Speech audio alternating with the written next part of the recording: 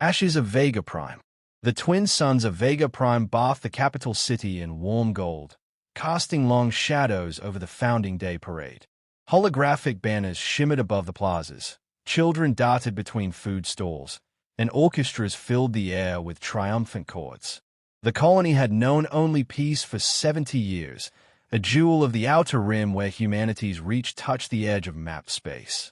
Commander Elise Corrin stood on a balcony overlooking the festivities, a rare smile on her face.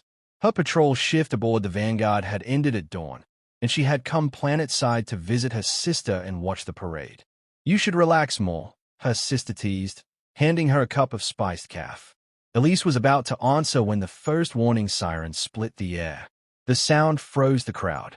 In the distance, high above the city, streaks of fire cut through the pale blue sky. At first, some thought they were part of the celebration, until the ground shook with the first orbital impact. Elise's training took over.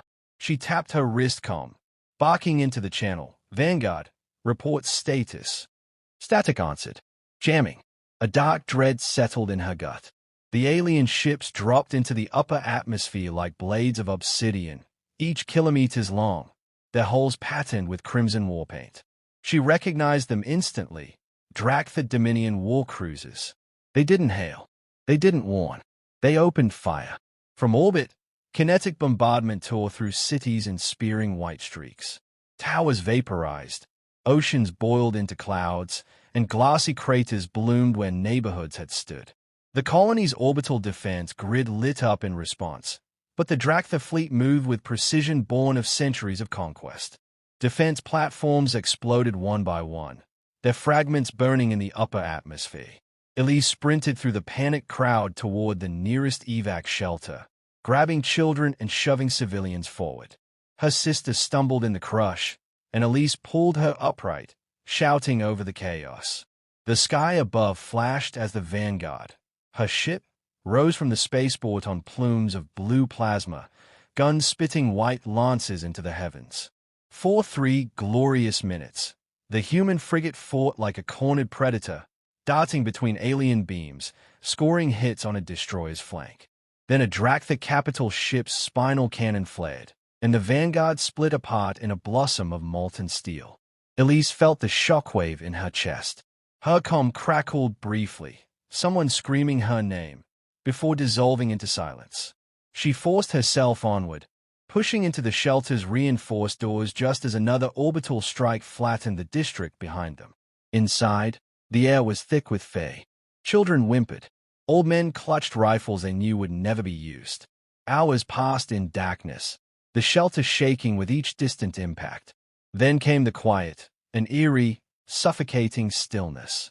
When the emergency seals finally opened, the colony was gone. The city Elise had grown up in was a blackened scar, smoke curling into a sky stripped of clouds. Entire districts were nothing but fused glass. Beyond the horizon, she could see the ocean still steaming from the bombardment. Only a handful of battered freighters and refugee shuttles managed to escape. They gathered in orbit, silent and shell-shocked, watching as the Drakthar ships turned away, not to occupy, not to enslave, but simply to leave their work behind. The survivors were ferried to Earth. In the Senate chamber, Elise stood before the representatives of 100 human worlds. She wore the scorched remnants of a uniform, her arm in a sling, her voice raw from smoke and grief. She told them what she had seen. She told them what had been taken. When she finished, the chamber was silent. Then the president of the United Earth Senate rose. His words would echo across history. "We do not beg for mercy. We do not sue for peace. We answer in kind." Resolution Omega 7 passed without a single dissenting vote. Every war-capable vessel in human space was ordered to report to Sol Command. Shipyards lit their forges. Reserve fleets were recalled. Civilian industries shifted to weapons production overnight. Elise stood on the observation deck as the news spread through the networks, watching the faces of billions harden into something cold and unyielding. Vega Prime was dead. The Drakthar Dominion had woken something they would not survive. The gathering storm. The orbital plane above Earth had never been so crowded. Where normally a few hundred ships drifted between the moon and the homeworld, now the blackness was alive with motion, Thousands of vessels in tight formation, their hulls glinting in the sunlight, their drive plumes painting streaks of white-blue fire across the void. From the command balcony of Sol Command, Commander Elise Corrin felt the vibrations of the station's superstructure through her boots. Every berth, every docking ring, every slipway was full. Ships jostled for position, tenders darting between them like insects, carrying fresh supplies and munitions. The mobilization was more than military, it was total. Civilian megafreighters were stripped of cargo bays and retrofitted with missile racks. Mining barges were armored and fitted with plasma lancers. Old decommissioned warships, some from conflicts a century old, were dragged from orbital museums and planetary dry docks, their ancient reactors brought roaring back to life. The numbers were staggering. By the end of the second week, the United Earth Navy and Colonial Defense Forces had assembled over 700,000 warships, corvettes, frigates, cruisers, carriers, dreadnoughts, and the towering supercarriers that dwarf city skylines. From Luna, the sight was impossible to ignore, a solid band of metal blotting out the stars. But the gathering fleet did more than awe humanity. It terrified the galaxy. Across alien news feeds, talking heads debated the consequences. The Vashari Confederacy warned that such a concentration of force could destabilize centuries of interstellar balance. The Zarthes Enclave called it a hammer too large to swing without breaking the universe. Even allies of humanity, like the Elithri Union, sent quiet pleas for restraint. Restraint, however, was no longer in the human vocabulary. When a delegation from the Galactic Council requested an emergency audience with the United Earth Senate, they were received politely but left empty-handed. The Senate's reply was cold and precise. We do not intend to negotiate. We intend to end the Drakthar threat permanently.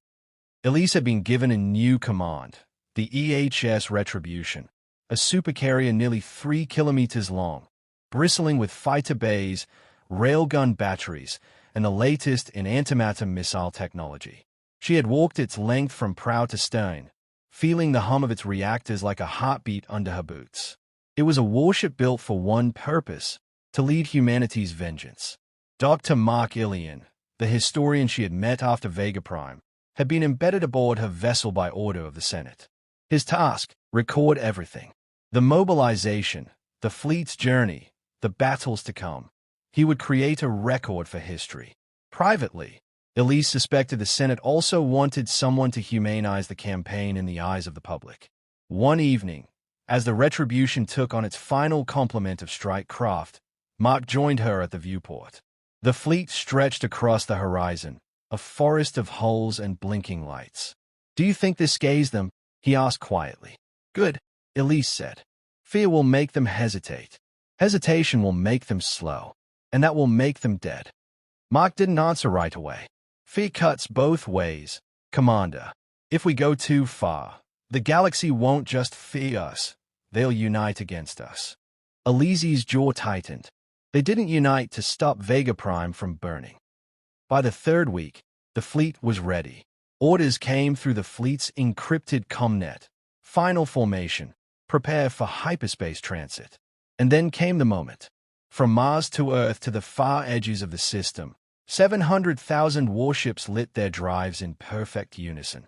A wall of plasma blooms illuminated the void, and the stars themselves seemed to dim before the gathered fury of mankind. Every ship turned toward the same set of coordinates, the Drakthar frontier. In that instant, the message was sent, not in words, but in raw spectacle. Humanity had been wounded. Now it would show the galaxy what that meant. Mark's voice recorder clicked softly in the silence of the command deck. Later, he would note in his log, "I stood on the edge of history today. I do not yet know if what comes will save us or damn us, but it will change the galaxy forever." On Elise's order, the Retribution led the formation into the slipstream gates. One by one, the ships vanished into the shimmering blue corridors of hyperspace, leaving the Sol system empty but for the echo of their departure. The largest war fleet in human history was on the move. The storm had begun. Into the heart of the beast, the Retribution emerged from hyperspace into the Xerax system, the gateway to Drakthar space. The stars here seemed colder, the void sharper. Before the navigation sensors could finish calibrating, the first contacts appeared on the tactical grid. Hundreds, then thousands, then tens of thousands of enemy signatures. The Drakthar had not been idle. 50,000 warships formed a defensive wall across the system, their formations bristling with spines and weapons. From the largest fortress dreadnoughts to nimble skirmish corvettes, the fleet blocked the only safe transit route deeper into their territory. "They've massed everything they can pull from the frontier," said Lieutenant Heron, Elyse's tactical officer. "If they hold us here, they might think the rest of their space is safe." "They are wrong," Elyse said flatly. Orders rippled through the human armada. Flanking formations broke off, slipping into wide arcs. The central assault group, led by the Retribution, advanced in a slow, implacable wall. On the bridge, Elyse stood like a statue as the first salvos crossed the void. Drakthar plasma lances flared emerald, carving through space in bright, deadly beams. Human railguns answered. Hypervelocity slugs screamed toward their targets at a fraction of light speed, tearing through shields and armor with devastating precision. The void became a storm of light and fire. Fighter squadrons poured from the Retribution's hangars, wings of sleek interceptors and strike bombers streaking toward the enemy. They moved in perfect formations, weaving through flak bursts, launching torpedoes that left glowing trails in the darkness. The Drakthar fought with desperate ferocity. Their dreadnoughts' main cannons could vaporize a cruiser in a single hit. But humanity's numbers and coordination crushed them. Where the Drakthar fought ship to ship, humanity fought like a machine, battle groups covering each other, heavy carriers feeding endless waves of fighters, artillery ships bombarding from extreme range. A Drakthar flagship, a spined fortress 3 kilometers long, loomed into the Retribution's path. Its shield flared under the Retribution's opening volley, but held. Elyse's eyes narrowed. All forward guns, target their starboard reactor line. Full spread. The deck vibrated as the carrier's spinal railguns discharged in unison. The kinetic slugs punched through the flagship's shields and into its armored hull. A heartbeat later, the enemy ship's midsection erupted, a chain reaction tearing it apart from within. The explosion's shockwave rippled across the battle line, sending smaller Drakthar vessels spinning out of formation. From his observation seat, Dr. Mark Ilian recorded every detail, every flare of detonating hulls, every sudden loss of life. He had seen war in the archives, but never like this. The scale was almost incomprehensible. "Commander," Heron reported, "enemy formation is collapsing. They are breaking off toward the outer rim of the system." Elyse's voice was cold. "Let them run. Make sure they run home." The retreat was not mercy, it was a message. Survivors were deliberately allowed to escape, carrying with them the terror of what they had just faced. They would bring that fear to the Drakthar High Command. Within hours, the Zerak system was a graveyard. Wreckage drifted in vast fields, shattered hulls, torn armor plating, twisted weapons arrays. The system's once busy trade lanes were now littered with the remains of an empire's first defense. On the Retribution's bridge, Mark approached Elyse. "You didn't have to let them live," he said quietly. "I needed them alive," she replied. "The Drakthar need to know what's coming. Fear will eat at them before we ever reach their homeworld." Mark looked at her for a long moment. Vega Prime burned in minutes. "Do you plan to do the same to them?" Her gaze never left the tactical display. "If that's what it takes to make sure they never do it again." The fleet regrouped, taking time only to refuel and salvage enemy wreckage for resources. There would be no pause, no diplomatic outreach. Every step forward was another blow toward the Drakthar's heart. As the armada prepared to jump deeper into enemy space, Mark made his latest journal entry. This was not a battle. This was an avalanche. It began at Vega Prime, gathered speed at Sol, and now, here at Zerak, it is unstoppable. I fear we may have already crossed the line between justice and vengeance. But the line is invisible now, buried beneath the wreckage of 50,000 ships. With a final flash of slipstream light, the Retribution led the fleet out of the Zerak system. Ahead lay the Drakthar core worlds, and the reckoning. The hunt was far from over. The reckoning. The Retribution emerged from slipspace into the Drakthar core, and the entire bridge fell silent. Ahead, suspended in the black, hung Drakthar Prime, a massive, ocean-world jewel, wrapped in silver orbital rings and glittering cities that floated above the clouds. It was beautiful. Elise Corrin did not see beauty. She saw Vega Prime burning. Status of their defenses, she asked. Orbital shield grid at full strength. Commander, Lieutenant Heron reported. Multiple defense platforms, planetary fighter wings, and 3 fortress dreadnoughts on approach. Across the tactical holo, the Drakthar fleet swarmed to meet them. The humans had smashed every defense line between here and Zerak, but this was different. The Drakthar would fight for their homeworld like nothing before. All ships, Elise ordered, weapons free. Begin the siege. The human armada moved as one. From the Retribution's prow, railguns thundered, sending hypervelocity slugs screaming into the shields of the nearest fortress. Flanking carriers launched wave after wave of fighters, swarming like a living tide. Heavy missile barrages rained from long-range artillery ships, detonating in brilliant flashes that lit the dark like false suns. The Drakthar fought back with everything they had. Massive plasma lances carved through space, melting human cruisers into molten debris. Interceptor swarms dove headlong into human formations, detonating kamikaze charges. The Retribution took hits. 2 shields collapsed, armor plating buckled, damage reports flooding the bridge. But Elise never flinched. Target the northern orbital ring, she commanded. Cut their supply network in half. A dozen dreadnoughts focused fire, and the massive structure fractured, breaking apart in a slow, silent chain reaction. Entire districts fell burning into the planet's upper atmosphere. On the observation deck, Dr. Mark Ilian gripped the railing. You're killing civilians. Elise's voice was like ice. I'm killing their ability to make war. Hours passed. One fortress dreadnought after another went down, the last consumed in a chain of antimatter detonations that lit the night side of the planet like daylight. At last, the Drakthar fleet was broken. The few survivors fled into deep space, abandoning their homeworld. The Retribution hung in high orbit over Drakthar Prime, weapons still hot. The planetary shield grid flickered under relentless bombardment.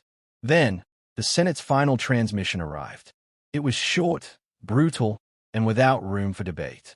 Eliminate the Drakthar. Leave nothing. Elise stared at the words for a long time. Around her, the bridge crew waited, some with grim determination, others with quiet dread. Mark stepped forward. If you do this, Commander, there's no coming back. Not for you. Not for humanity. We'll be the ones the galaxy fears. They already fear us, Elise said softly. They respect us now, Mark countered. If you burn them all, they'll only hate us. And one day, every species in the galaxy will unite, not because they love each other, but because they hate us. The silence stretched. Outside, Drakthar Prime spun beneath them, vast and fragile. Elise exhaled slowly. Target only military complexes. Shipyards. Orbital batteries. If it can make war, it dies. Civilian zones are to be spared. Heron hesitated. That's not the order, Commander. It's my order, she replied. The fleet moved with surgical precision. Orbital strikes erased military factories and hardened command bunkers. Starports were slagged, shipyards reduced to molten skeletons. But cities remained untouched, scarred, powerless, and under watch from the orbiting fleet. By the end of the second day, Drakthar Prime's war-making capacity was gone. The planet lay disarmed, its proud fleets shattered. Humanity stationed a permanent garrison in orbit, a silent, armored reminder. On the final day before departure, Mark recorded his last entry aboard the Retribution. They could have burned the world. They didn't. Perhaps history will say it was mercy, or perhaps it was calculation. Either way, the Drakthar will never forget what came for them, nor will the galaxy. Humanity's fury has been measured, and its reach is infinite. As the Retribution turned away from Drakthar Prime, Elise stood alone at the viewport. Below, the planet's oceans shimmered under its twin moons, peaceful for the first time in weeks. For Vega Prime, she whispered. And in the darkness beyond, the galaxy listened.